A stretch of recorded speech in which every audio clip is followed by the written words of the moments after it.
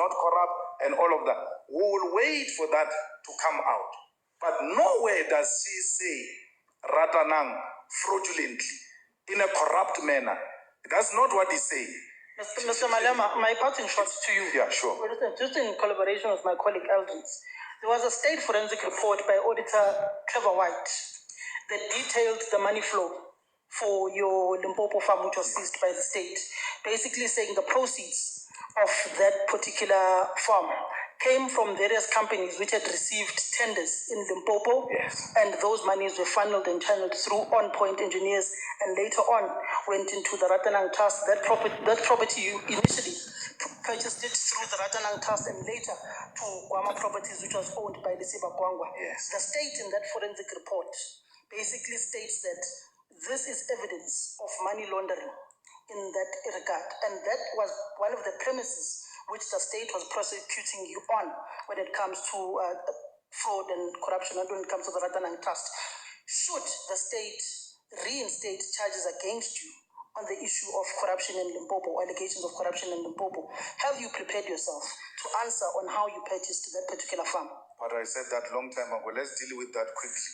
You see, if we cannot have attitude, we are going to follow proper logic.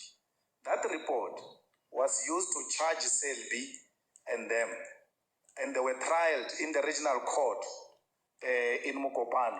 They won that case. The state appealed on the same report. The state lost that case, and because that report could not hold water in that case of Selby, which also put money into one of the companies of Gilda Investment, state, because was relying on that, then realized, because this report could not hold water in the court, in the lower court, and in the appeal, there is no point in pursuing Malema through this report. So that report could not convict Selby, who was charged with me. If you will know the case initially, it was us. They were separated, trialed on that report. They were not found guilty, and they even won an appeal. If you had followed the logic of that report, you were not going to ask that question, because that report has been tested in court and could not stand the test of time.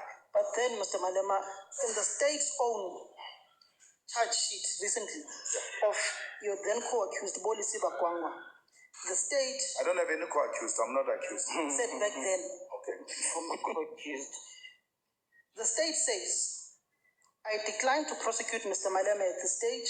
After finalization of this trial in this matter, the record of proceedings and the credibility findings that the court might have made during the trial, as well as the report of the prosecutor who conducted the trial, will be pursued to determine whether a criminal prosecution should be instituted against Mr. Julius Malema.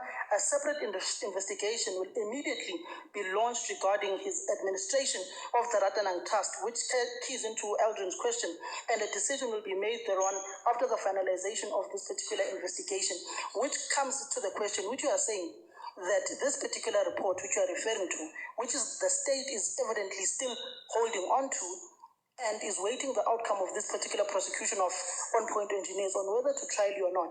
Do you not see similarities here between the case of Shabir Sheikh going on to the case of charging the former President Jacob Zuma? There was a successful prosecution there which led to the then calls for the prosecution of the former President Jacob Zuma. Are you not in a similar fate with the former president? No, I don't deal with Zuma's case. I deal with mine. There is nothing. There's nothing. Some girl, you know how these people feel about me. They even tell you in corners. You know how they feel about me. If that evidence that you point to was real evidence that could stand the test of time, they would have taken me on by now. Remember, the VBS prosecution, the leading investigators have always been ready to charge. It is alleged that Batoyi has always sent them back because Malema was not on the list of the people who must be prosecuted. So they want me with everything. And I don't, by the way, you must not ask me questions as if I'm the one who decides whether I get charged or not. They must charge me if that is the evidence, and you proudly produce it here in the press conference as a strong evidence. Let them use it. They used it to touch me. They couldn't take me on in trial. Even when I said separate me and take me on trial now, they couldn't do it. They can do it anytime soon, my brother. If they make those threats, they can make them. If you propose a woman now and she declines to date you now and say, I will consider the proposal later, it doesn't mean you are dating her. Okay. Do you still have a relationship with Lisiba Kwangwa? He's my best friend. Sorry. So did you know that your best friend lied about how the organization started on point? No, it's his business. He will answer that. No. The On Point company, the one that Ratanang also had shares in via Guild Investigation. He lied about? He lied about how long the company had been in existence. No, but in the tender application, he yes, said, but that is what is in dispute. Yes. Okay. That's what I know that very well. Yeah. That is what is in dispute, and he's going to answer that. Okay. Because I can't give his defense out. But as a shareholder, as Ratanang being a shareholder of that company, what's your version? When was the company was well established? When? I may not remember now with the dates and all of that, but Lisiba has got all was the. Was it on the same year as? No, wait until the trial runs, because I don't want to give away their defense. No, you're not giving away their defense. No, but that is what that is one of the charges. No, but remember that you've invited us here to ask you absolutely any question about me. Exactly. Yes. So I didn't establish any company. Was Ratanang not an investor or shareholder? Was a shareholder. He's still a shareholder. It's still a shareholder. Did Ratanang know that the executive, the director at the time, lied or is accused of lying at the time? We know that he's accused now. We know. Yes. So do you remember when the company was established? I may not remember when was Sanlam established, but I'm a shareholder. So I don't remember. But this one only has 2 shareholders. Yes. Yeah. But I'm not running the company. And Sanlam, at Sanlam you don't. But I'm not running the company. I'm a shareholder. At Sanlam you don't get to be part of executive meetings. No. But this one you were part of executive meetings. No. It's not true. Oh, so the report is not true. It's not true. I'm not part of any executive meeting. Me. Here at On Point. No. You were not part of any meeting. No. Even Julius' report will tell you I'm not part of anything. So your best friend Gwangwa lied to Tuli. It is alleged. He's still going to court. He will answer that.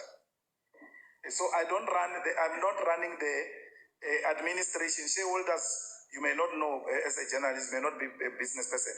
Shareholders do not run the operations of the company. So Lisiba was a shareholder through his family trust and ran the affairs of the company.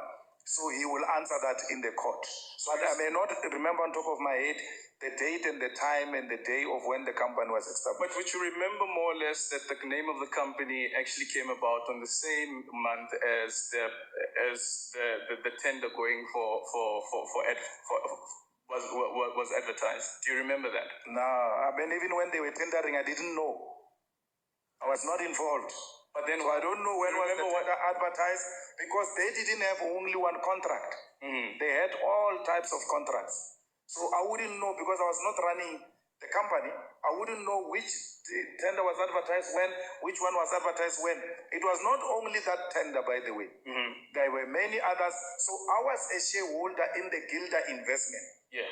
And then On Point is a subsidiary, is one of the subsidiaries of Gilda investment. So it's On Point, it's Qualis, it's SGL, different types of companies under Gilda investment where I am a shareholder. So what the subsidiaries are doing and whether they've paid electricity or not, I'm not involved in that space. Whether they bought a tender document or not, I'm not involved in that space. So you wouldn't know about a meeting that you were allegedly part of that decided how much dividends must go to which company? A meeting? Yeah, meetings. With meetings. No. Do you remember how you guys were dispersing dividends? Yeah. Or how the company used to disperse dividends? Yeah. Sure. One of the allegations here in the report as well is that there were no meeting minutes. No. Me and Lisiba, as people who represented the trust that held shares in Gilda, will meet and agree that because we're a small company, we can't behave like the big companies where the dividends are declared at the end of the year. We can make projections of what we think we'll make, and on the basis of that, start distributing monthly so that we don't overburden the company at the end of the financial year. So we did exactly that. And that was not On Point's money. it was all the monies brought together of the subsidiaries under Gilder Investment. So you were part of an executive meeting? Not executive, the board members. The director of the company? Was Gwangwa not the director of the company? Yeah, but he was also a shareholder. He was representing a shareholder, Gwangwa Trust. Yes. And I was representing Ratanan Trust. Yes. At that level of a shareholders meeting, there is a difference between shareholders meeting and management meeting. Yeah. That you should have known by now. Yeah. So management at Power FM, when it meets, the shareholder may not have to necessarily be there. Mm-hmm. Yes, so that's what happened. So at that level, we'll talk for all the companies under Gilder Investment and say this year we project with what we have. Mm-hmm. This is how much we can make at the end of the financial year, and therefore to avoid overburdening the company, let's distribute monthly. Okay, one of the other allegations is also that the source of income from Ratanang was from On Point. That was the sole source of income at the time. No, do you agree to that? It's not true. I said to you, so there are so many allegations that you don't agree to in this report. But why don't you challenge this report? Why don't you challenge this report? Which report? This one. The public protector's one. No, but it doesn't implicate me. It implicates Ratanang. No, it doesn't. There are no findings against Ratanang. It says that Ratanang was a beneficiary of this money. Yes. The contract. Yes, the same way. The illegal tender. No. Any money that tender got, right? And you would either donated that money to a church or bought in Pick and Pay, they all received the money of the proceeds of crime. Why are you not asking them to also go and challenge that? Because they didn't invite us here. So we can't challenge their report because it has got nothing against us. Okay, so you see what happens is that your modus operandi is again that there's no allegations against the EFF with VBS. Yes. There's no allegation against you as an individual. Yes. So constantly these are the things that come up. However, though, constantly it's your name as well as the party's name in this case that's being tarnished. Yet you don't find it in yourself to go and challenge what is bringing the party down. No, there's nothing bringing party down. Which party is going down? Then why this party is always... No, we're dealing with allegations.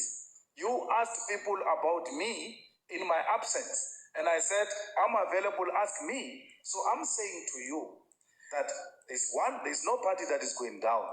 Two, there is nothing that implicates us. So Julius, according and then Aldrin, why are people not being arrested? Why are we not being charged? If these things that you are saying are legitimate and correct, why would a company implicated in a report of corruption and fraud not be charged?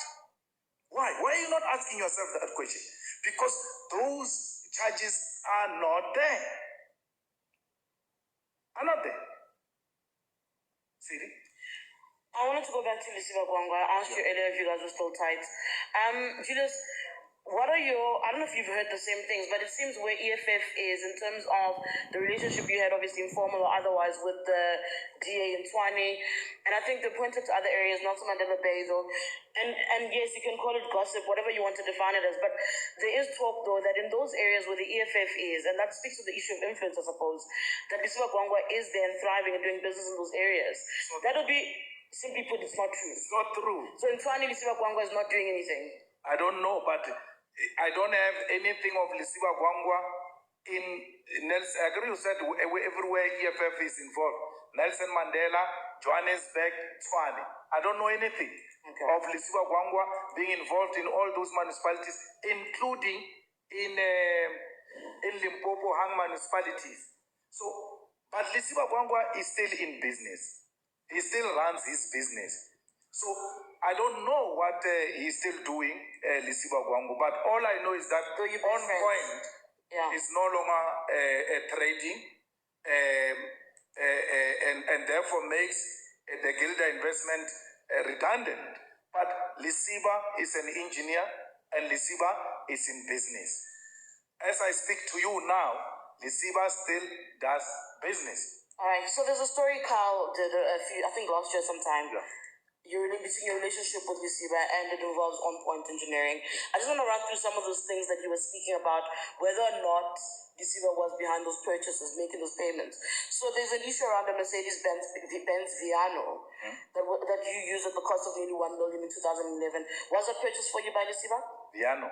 Yeah, Mercedes-Benz Viano, No, but that one. they The say pictures of you. It was mine. That's what they're saying. No, but I never had those things. So it wasn't bought and maintained. You never used it. It wasn't paid for by Lisiba. No, Lisiba had a Viano, but if it was bought for me, it's a story. Oh, okay. And then they say that he paid for the construction costs of your Sandown mansion as of February 2011. No, but that was my money. It's my money. Okay. I'm a shareholder. I'm entitled to it. Lisiba didn't pay for me. It's my money. Didn't pay for it. No. If there is money that came from that company to pay for Sundown, it's my money. Okay. Yes, I was a shareholder. I was entitled to it. Of course. It's my money. And then there's the issue of the bodyguards that you had in 2011. Was he paying for your bodyguards? I never had bodyguards. What do you mean? You never had protection of sorts in 2011? No, I had bodyguards from the ANC, and then later I got bodyguards from the States. And then when they expelled me, my guys were distributed in different companies. Some of them went to work for Prasa. Some of them went to work for private individuals and institutions because they were police. And how I was treated, they resigned in protest that this is unfair, and if their job is to protect, and therefore they can't continue to work for police who take decisions on the basis of political considerations. So they went into different spaces. So based on this particular answer, then you're ruling out the fact that he also bought a Ford Focus for them in Polokwane. No, but if he bought Ford Focus for his staff members, they are his staff members, they are not mine. That speaks to your guards that you're saying. No, Lisiba has never bought any guards of mine, anything. Nothing. Why do you buy police Ford Focus? Because police have got but a this full is based car. on an affidavit that wasn't used by the NPA. That's why I'm bringing it to the table. That's what Carl wrote on. That's all I'm asking for clarity on that. But CD, simply put, Lisiba's money was my money. On Point's money was my money. So if On Point is on trial, Which explained why they paid for expenses. I was a shareholder. I was entitled to that money. Mr. Malema. And I've never denied that money. One other thing, I know earlier you spoke about how you always, you asked about lifestyle auditing, like you're always being audited. When was the last time SARS actually conducted a lifestyle audit on you? I don't remember. I guess they do it even illegally. So for sure they are busy now. I don't know. So legally, okay. Can we just take questions from the journalists who are not in the... No, but some girl wanted to ask and we'll go online. Okay, sure.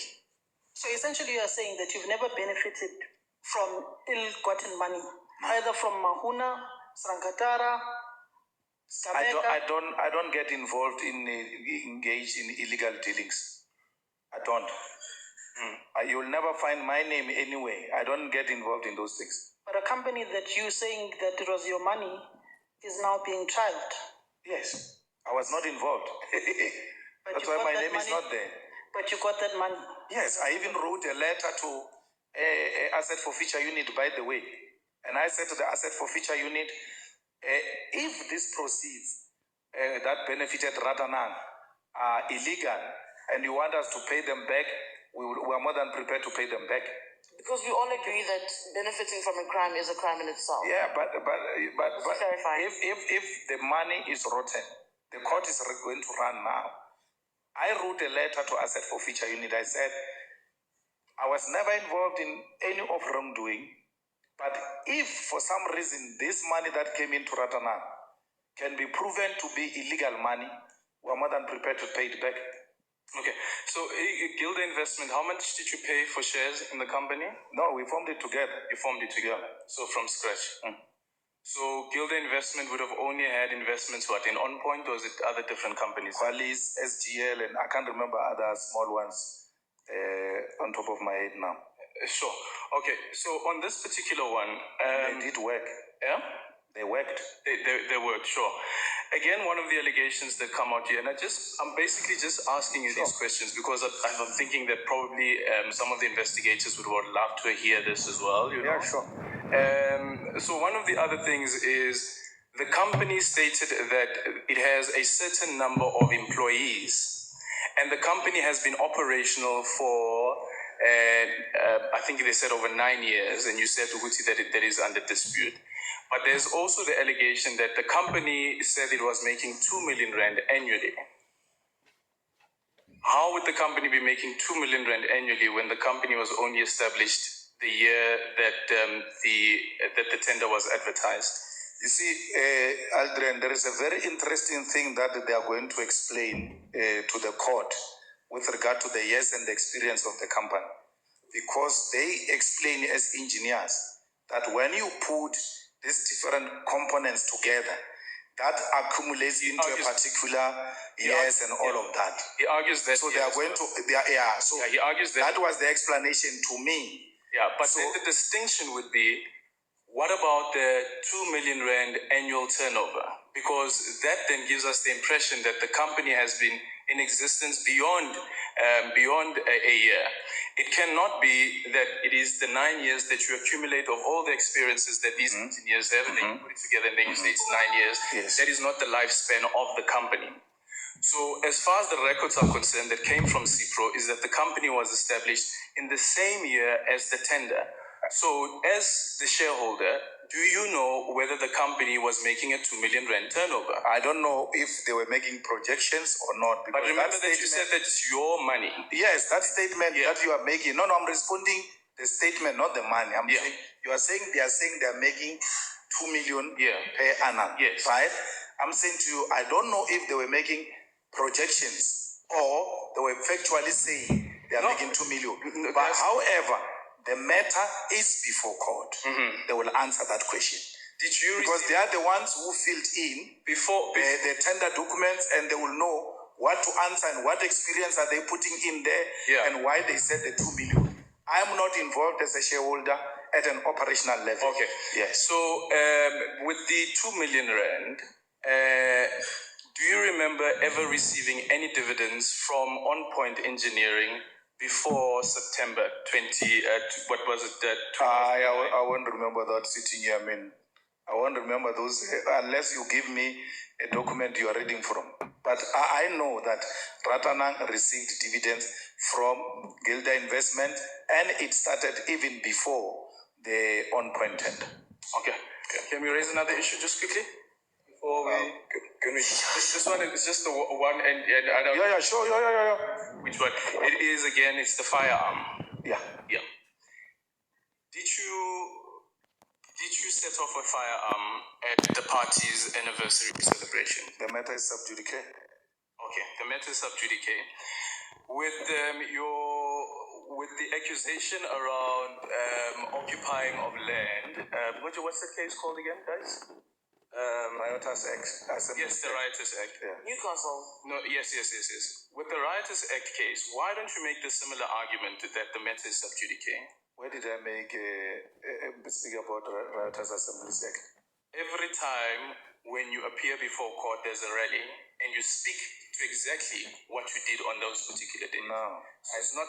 No, I speak about land occupation. Yeah. Not the ABCs of the case. But you also say that there's nothing wrong with what you did.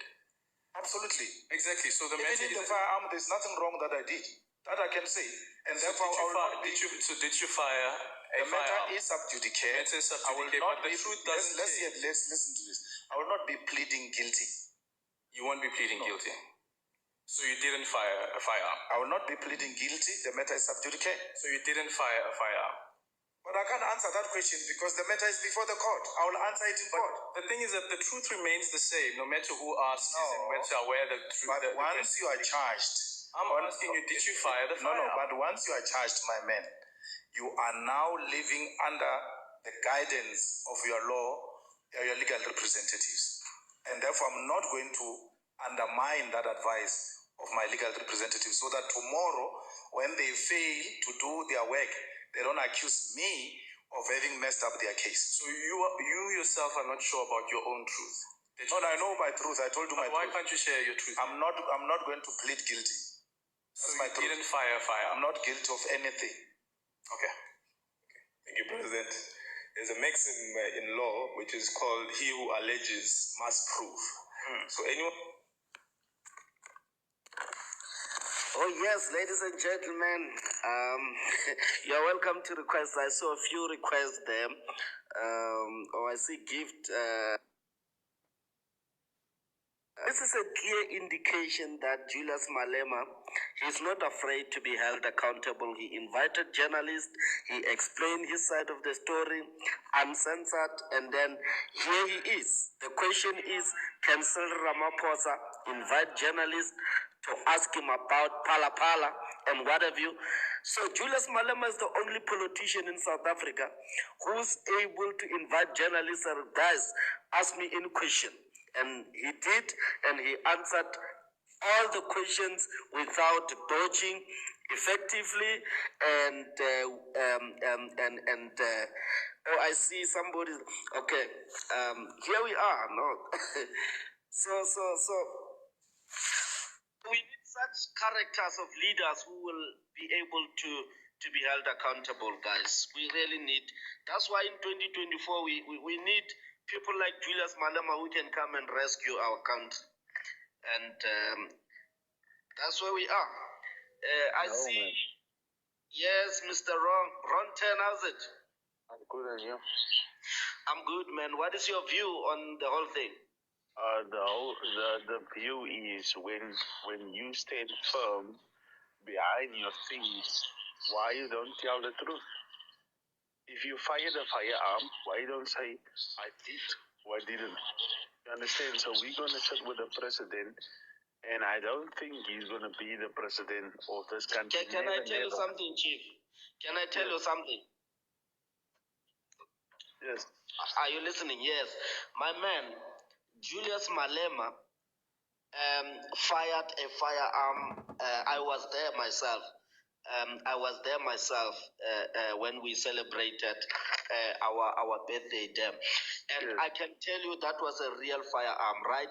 But you cannot actually say you fired a firearm, live ammunition, because according to the law, it is legal, Chief, right? So honors are on those. Honors are on those African racists who don't want to see black people celebrating their birthday and enjoying amongst themselves, right? So an Afrikaner organization took Malema to court and said he fired a firearm, right? And Malema said, if I fired a firearm, bring the proof to court. So this guy is asking Malema to actually, to actually say I fired a firearm. That is but as a citizen, that is self-incriminating. If Julius Malema was to say I fired a firearm, that is self-incriminating. The only thing he can say, Chief, I will never plead guilty. And he answered that question. I will never plead guilty, I was not wrong. If you believe that I fired a firearm, go and prove it to court. So that's what it is. A revolutionary, let me tell you, a revolutionary cannot fire a fake firearm. It never happened. That was a live ammunition, Chief. And then we cannot say he fired live ammunition. If you think it was live, go and prove it to court and bring the cartridges and everything. No. That's where we are. Okay, but hear what I'm saying. Yes. I say if you want to be the president of this country, why you don't just tell the truth? Why you want to play the game the same like the other parties? Why you not truthful to this? Even with the VBS back, you see, there's a lot of things that is not true. So you can see when they ask him questions, he can't even direct answers to them. No, my brother, let me tell you.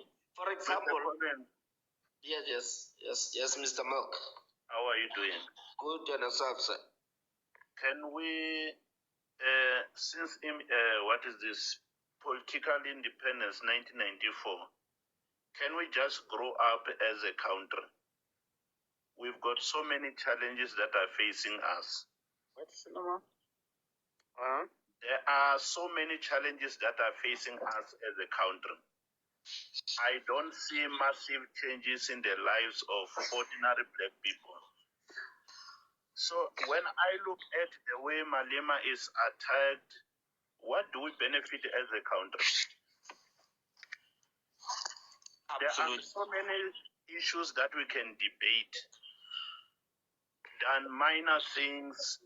You can see clearly that people have got an agenda on Malema. And when I listen, I'm not a politician, but I do listen to everybody who is taking this country forward, who is trying to speak the truth. 100%. And when I look at the nature of human being, once you speak the truth, you are targeted by those who hate to hear the truth. It's true. When we know the story about VBS, that most of the ANC people in Limpopo are the ones who collapse, and the mastermind is a white person. We know that. So, honestly speaking, if they had evidence, the way Malema is so talkative, if they had something concrete, by now it should be jailed. That is common sense to me. Absolutely. And again, I made a statement here that even if Malema were to dance in the water, they will still accuse him of causing dust. My friend, just imagine blaming someone for celebrating his birthday. You blame somebody for firing a firearm, celebrating for their own birthday, and Ron 10 wants to come here and say, no, why can't? It cannot be, guys. How can you say no? We love in the South Africa way. Let me say this, right. Let me say this, Mr. Milk, to wrong. You know, some of us who are in politics, we know even when we bury comrades in the graveyards or cemetery, we fire firearms there. It does not mean it's allowed, but a revolutionary knows that when we are in that environment, yes, there will be some instances where we fire firearms in the funeral because we are burying our fellow comrade. And when we are in our own space as comrade and we are birthdaying like the EFF did, somebody, a racist somebody just comes and say, why is the EFF firing a firearm when they were birthdaying there? And then Julius Malema says, okay, I fired a firearm, go and prove it in court. And they are unable to do so. That's where we are. And you come here and say, why can't he just tell the truth? And he's telling you that I'm not going to plead guilty. I'm not wrong. And you want him to say, I fired a firearm. Okay, my last point is, I'm gonna leave now. My last point is, like for instance, what you say now is that what wrong is right, and we're not gonna build this country if we have every time what is wrong we say is right, what is right is wrong. So that law is an racist law. We play every time we play the blame game. Why we just stand as firm as comrades and say what is right is right? You understand? Because there's a lot of people who struggle, and we still maintain what those politicians, leaders just say, and we don't stand for the right thing. Indeed. Yes, your point is made. Let me bring Aubrey. Aubrey, you're welcome. May I ask? Guys, how are you? Fine. Good. Very good. My point is, I don't promote what Malema has done, if he fired the shot or not. If he fired the shot and you guys are justifying the fact that it is right to fire the shot, one, he should have admitted that I fired the shot. That justified that it's right. That's one. And for you go to jail, my brother, if you do so. You go to jail sometime. Okay, it's fine. And according to this racist constitution, you go to court if you fire a firearm. Yeah, but that's the other thing. If we say the racist white Afrikaner attacks him, that itself is being racist. It's not Yeah, only the that's white racist. Afrikaner. We even attacking Julius Malema. Everyone is attacking him. So why do we call white Afrikaner? Why are we using such word? It's wrong. We cannot promote a president in which he is making a division in between two white and blacks. We cannot. We certainly cannot promote that. All what we're doing, guys, is we're taking the young people to the wrong direction. That's all what we do. Okay, are you saying, Aubrey, we shouldn't expose racist? Where racist raises its ugly head, we must just be quiet, like AfriForum. We should just be quiet. We can't. We have to tell the truth, and we have to expose where there is some racist element. We should be able to expose that out without any fear or favor. Aubrey, and we shouldn't deny the fact, Aubrey, that this constitution actually, it doesn't favor a particular race, it favors a particular race. It's a fact. We can debate that. It's a fact. Okay, and many political heavyweights have already demonstrated that, or actually spoke out against this constitution to say this constitution favors a particular race. It doesn't favor certain race, and we shouldn't be afraid to talk about that. And when we talk about African racist, we are talking about African racist. We are not talking about, Afrikaners, men and women who are actually good citizens in this country. We are not talking about those. Those are our friends. Those are the people we live amongst them. Not racist. Not racist. So racist, we shouldn't be wishy-washy to actually expose those Aubrey. Mr. Colin, can I ask you? Yes. I don't understand why is Malema targeted. Imagine if he was a president and we had that Marikana. What do you think would have happened? Number two, if that money, Palapala, was under the mattress of Malema's house, what do you think would have happened? My man, he wouldn't have seen another day. He would have been arrested, charged same time. But he wouldn't have seen another day. Yes, go ahead. I mean, he would have been charged. Yeah. Okay. Who's speaking? Is that Brenda?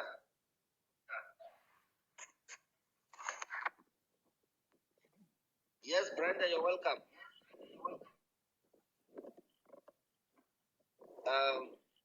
Brenda, I don't know what's going on there.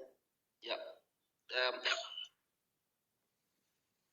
Okay, Israel, you can come in. Israel can come in. Yes, greetings. Regarding the issue of Malema, I guess you have a point. You have a point because in this moment we really need a change. We really need to be supporting him for a change rather than attacking him out of the exposure of, what can I say, things that are done behind the scene without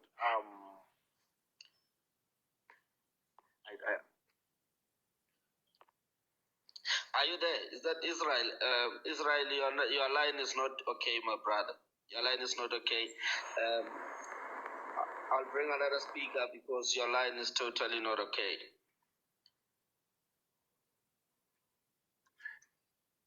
Yeah, I see Mr. Solomon.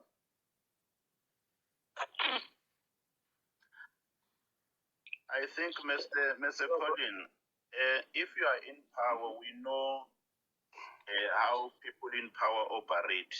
If you control the media, you control the thinking of people. So any allegation against your opponent, people will take that information as correct. Absolutely. Yes. We know the history of democracy. You can check history of many countries, democratic countries. The way to control the way people think, you control the media. We can see what is happening. Because by now, Marikana, to me, that is painful. I won't forget that. It's Marikana, it's so painful. Our own black government killing our own people. How do you explain that? Mr. Milk, we understand about Marikana, but it's a time to move on and looking forward to what is currently happening now and to what's going to happen in future. One of the points that I would like to raise, that I'm with you. Yes, you are correct. Can I speak on Mr. Milk? Yeah, I want to add something before I go offline. Okay. One thing that I want to add it up to Malema's interview, the one that we just heard recently. He said he don't have power to prosecute himself. Whereas if he's been found guilty on something, they have power to prosecute him. So now, why can't they prosecute him if he's found guilty? That's the first point that I want to make. The second point is that Ratanang, even though benefited from the other company, which is wrong tender. So he made an even example like, let's say you got somebody stole money, or maybe somebody is a thief and he went to buy a car at Mercedes-Benz with the stolen money. And then after that, if they discover that person was a thief, will they arrest that person and still go and arrest Mercedes-Benz again for selling him that money? That is the same case as Ratan. If there's somebody who can clarify on that 2 point, I'm still gonna be listening. Can I come in? Yes, no. You see, the difference between the example that you let me put it like this. In this case, it's all about what's this? The thing that we fight the ruling party on, where politicians use their influence. Because if you look at all the ministers, the way they are stealing money, there's no minister that's going directly to a department and steal money. They do it like this. Even the former minister of health, that guy who during COVID he was removed. That's how they take money, right? He took it like that via a trust. Who benefited? His trust. It's a matter of what us as South Africans are always complaining about, to say politicians are using their political influence to influence their families getting tenders, which is morally wrong. To answer on Nui. Now those people that are being used, why can't they be prosecuted in a way that there will be an example to those who are behind that? Like, I send you to steal something and then you've been caught and then you've been used as an example, so that next time when somebody's trying to use another person, those people, they will know the consequences, that no, man, if I've been found out that I've been used, I'm going to pay a heavy price. Now they won't do that.